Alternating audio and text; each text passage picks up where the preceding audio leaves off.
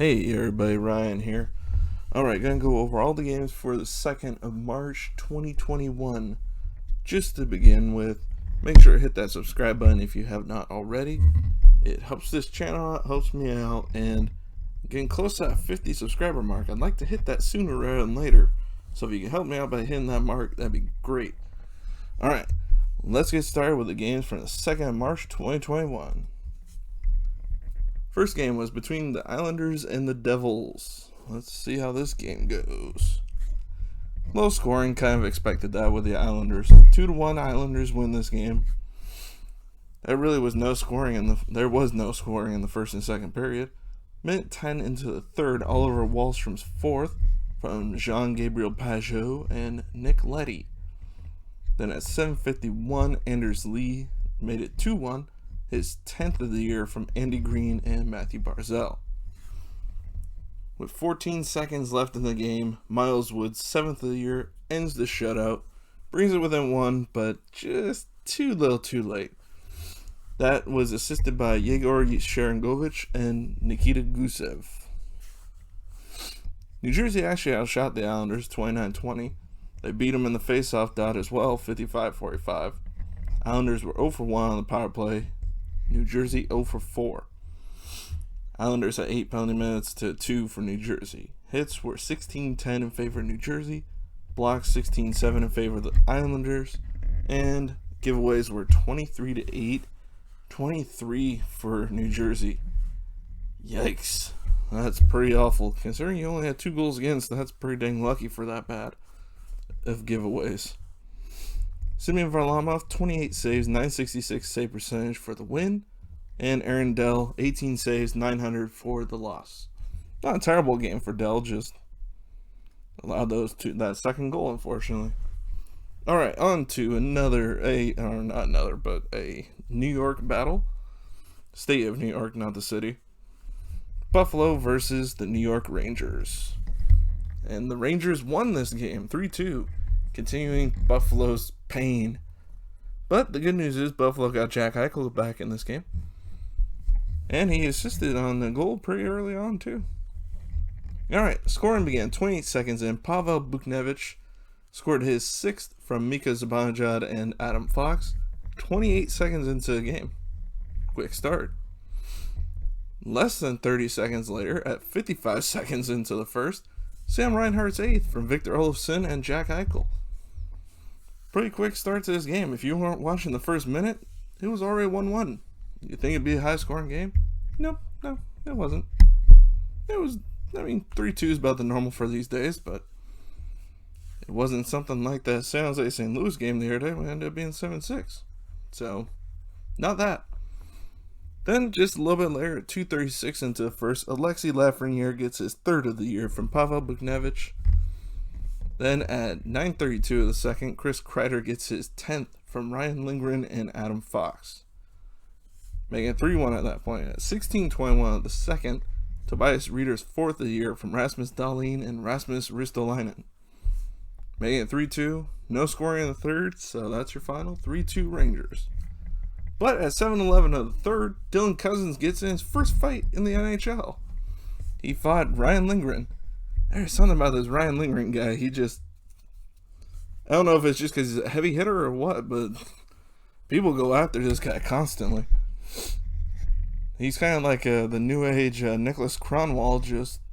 He actually is willing to drop the gloves, unlike Kronwall, who just turtle or run away. Alright. Buffalo outshot the Rangers 24-19. They outdid the Rangers in the faceoff dot as well, 59-41.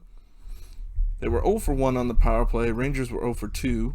9 penalty minutes for the Sabres and 7 for the Rangers. Buffalo out-hit them 24-23. Rangers won in the blocks category 17-9. And Buffalo had 8 giveaways to the Rangers 4.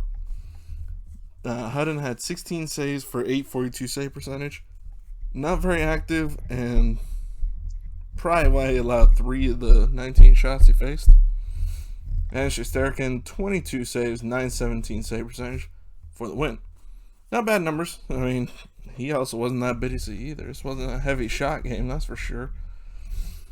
Alright, on to the Pennsylvania rivalry, Philly versus Pittsburgh. Pittsburgh won this one 5-2, and by the way, I forgot to mention, Sidney Crosby was not available and will not be for at least a week, I believe it is. He was put on the COVID protocol list, so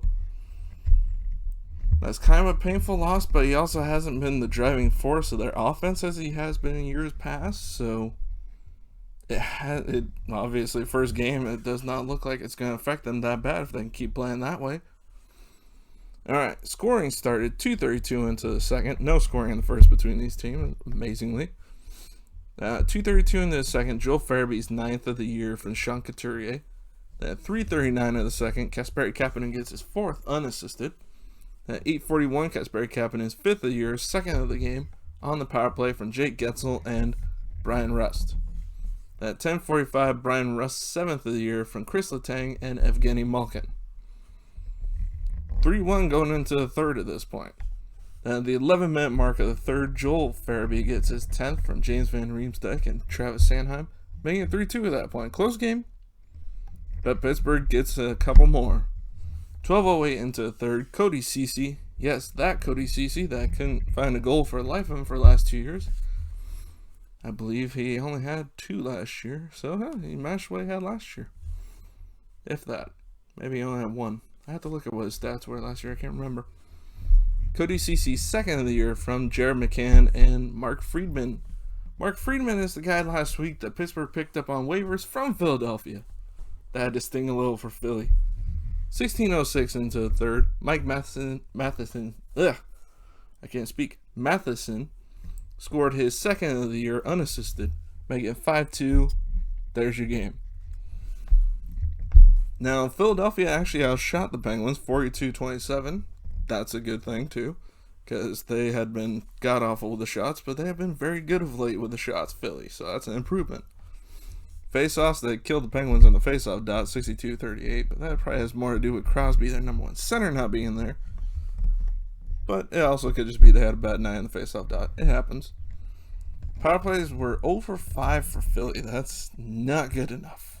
1 for 3 for Pittsburgh. Penalty minutes, 10 for Pittsburgh, 6 for Philly. Hits were 33-30 in favor of Philly. Blocks, 19-15 in favor of the Penguins. And both teams had 8 giveaways. Carter Hart, 22 saves for 815 save percentage. Not good enough again. He's had a rough year so far, Hart has. I mean, he started out looking good, but I'd say the last probably 3 weeks to a month, he has been meh at best. Jerry has turned his season around. I mean, look at that. 40 saves, 952 save percentage. He had a great night. All right. And, yeah, I was also going to say, lots of hits. Not much animosity, though. Only 10 penalty minutes to 6 and no offsetting minors in there. So, not very... I think that's their first matchup, or is it? But still, it's not a very physical game for those two, amazingly. At least not a lot of confrontation, let's just say that. Alright, Detroit versus Columbus. Columbus wins this one 4-1. 7:44 into the first, Cam Atkinson scores his 10th of the year shorthanded from unassisted, actually, I'm sorry. 15:46 into the first, Anthony Mantha scores his 6th of the year for Detroit on the power play from Christian Juice. Love saying that guy's name, Juice. He's got a great last name. And Bobby Ryan. Bobby Ryan once again getting a point, making himself more valuable in the trade market. Second period, 7:26 in, Riley Nash scores his 2nd from, I'm going to assume how he says this first name, Emil Bemstrom. And Oliver Bjorkstrand. I believe that is Bemstrom's first point of his career. If it is, congratulations. If not, first of the year, congratulations anyways. 9:16 into the second, Jack Roslovic's 5th on the power play from Zach Werenski and Cam Atkinson. 17:37 into the second period, Boone Jenner's 7th from Zach Werenski and Seth Jones. No scoring in the third, and Columbus finally wins a game after 6 games without a win. Finally. Of course, they did beat Detroit, not the strongest of teams, but Detroit actually had been a little good stretch there, so kind of sad that they lost it, but it happens. All right, shots on goal were 36-20 in favor of the Blue Jackets. Detroit won the faceoff dot 57-43. Power play 1 for 3 for Detroit, 1 for 5 for Columbus. Penalty minutes 10-6, Detroit with 10. Hits were 23-17 in favor of Detroit. Blocks 12-9 in favor of Detroit. And giveaways 9-4, 9 for Columbus. Now, Jonathan Bernier was injured, I believe it was. Yeah, I want to say they said he was injured in this game, which is unfortunate. That's their backup goalie and one guy that was potentially a trade target too. Hopefully it's nothing serious. But he made 23 saves for 852 save percentage. And then Thomas Greiss finished out the game 9 saves, 1,000 save percentage. And Korpisalo 19 saves, 950 save percentage for the win. So there you have it. Alright, on to the North Division matchup between Ottawa and Montreal. Can Montreal finally get a win for their new coach? Let's see, because Ottawa's been doing pretty good. I think they've won 3 of 4. So let's see how they do. Montreal wins and gets out of the schneid. 3-1 Montreal wins. Scoring none in the first. Second period, 9:26 in. Brendan Gallagher's 7th on the power play from Cory Perry and Jeff Petrie. Good to see Cory Perry. I know he's not very liked in the league, but I always liked him when he was with the Ducks because I had to worry about him, about playing against him. It's kind of like that when they got Ryan Kessler. I had to worry about them playing against him anymore. There's some guys like that in the league. You just prefer to be on your team so you don't have to see them being, what's a nice way to put this, being jerks to your team. And Perry is one of those. All right, 11:30 into the second. Jeff Petrie's 7th on the power play from Tomas Tatar and Kasperi Kotkaniemi. That 18:29 of the second. Ottawa responds, makes it 2-1 at that point.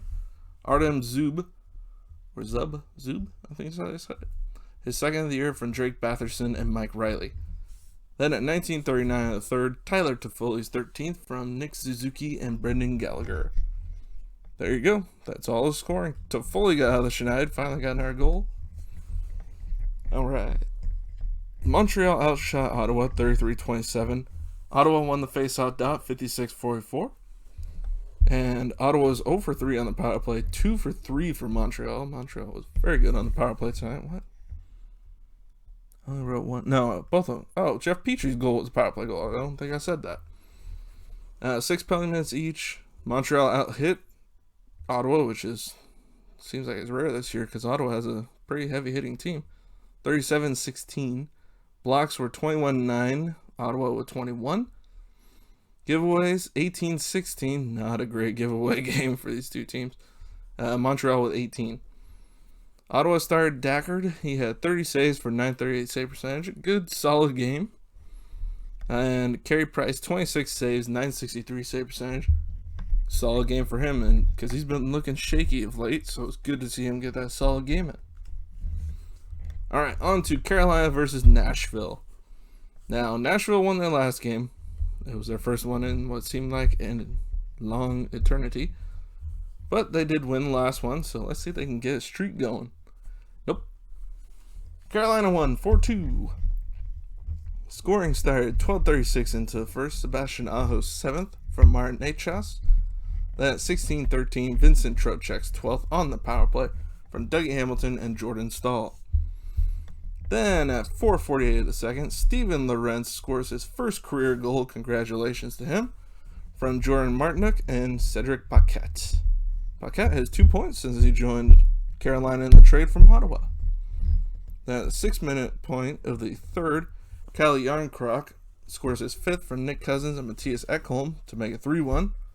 Then at 8:17, Matthias Ekholm's 3rd from Dante Fabro and Eric Holla to make it 3-2. Ooh, are they going to come back from that dreaded 3-0? No. 19:46 in the third. I believe this was an empty netter. Sebastian Aho's 8th on the power play from Jordan Stahl and Jacob Slavin. So there you have it. That is the game.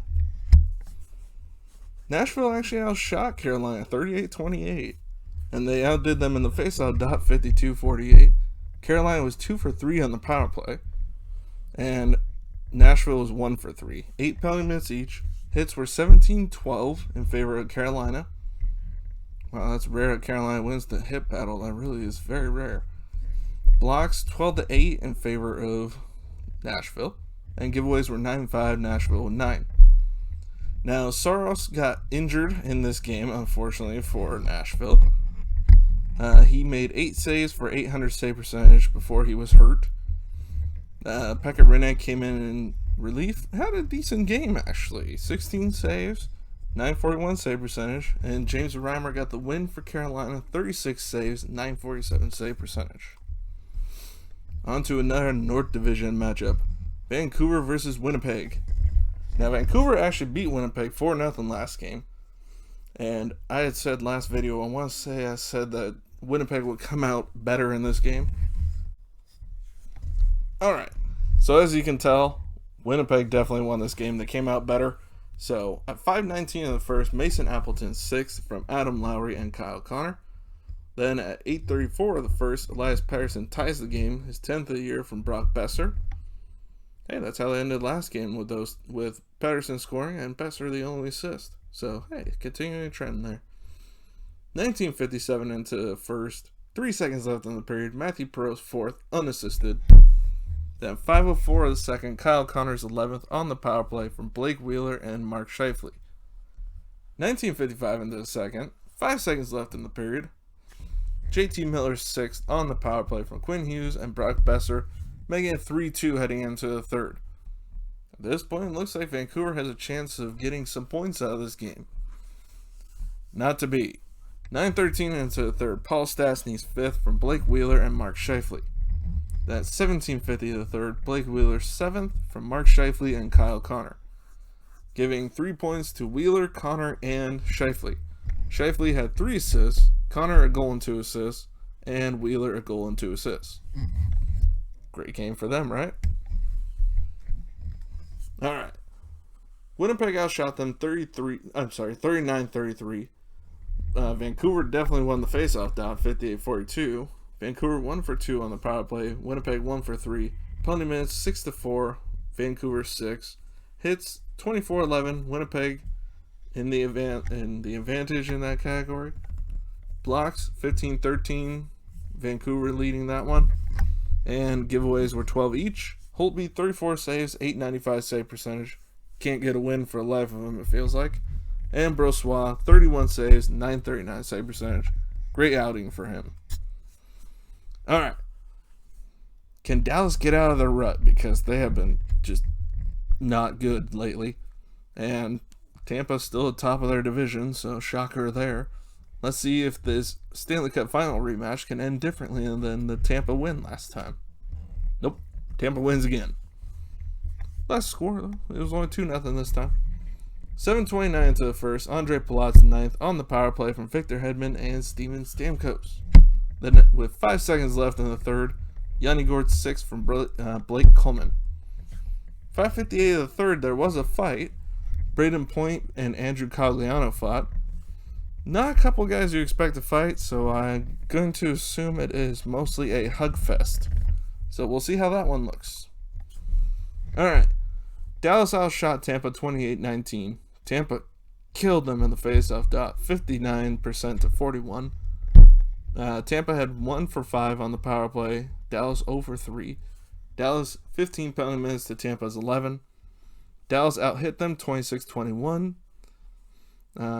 Tampa had more blocks, 15-14. And giveaways were 13-12, Dallas with 13. Vasilevsky, 28 save shutout. Great game for him. Shocker there, I know. Khudobin, 17 saves, 944 save percentage. So there you go. That's it for the games for today. I hope you enjoyed the video. If you did and you haven't done it already, hit that red subscribe button in the bottom right hand corner of the video. Or hit the little red button at the bottom right hand corner underneath the screen.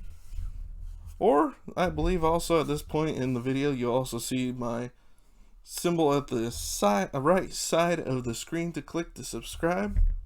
Alright, other than that, if you have already subscribed, thank you. Either way, thank you all for watching. Alright, make sure and let me know what you think of the games tonight. Hopefully none of those goalie injuries from tonight are very bad. Hopefully everybody gets back and healthy soon. Alright, other than that, I will see you on next video. Bye, everybody.